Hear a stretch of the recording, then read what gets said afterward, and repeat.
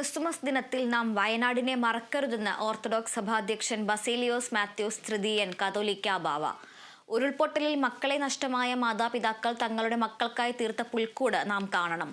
ദുരന്തബാധിതരുടെ പുനരധിവാസം ഇനിയും വൈകരുതെന്നും ബസേലിയോസ് മാത്യൂസ് തൃതീയൻ കാതോലിക്ക ബാവ പറഞ്ഞു.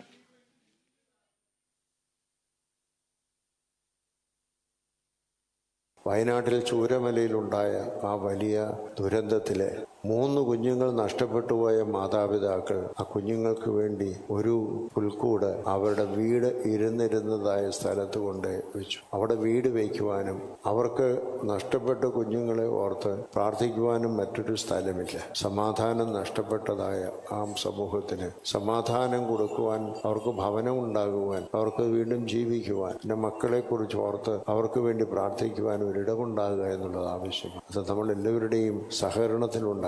ഇതുപോലെയുള്ള അനേക കാര്യങ്ങൾ ഈ ലോകത്തിലുണ്ട്.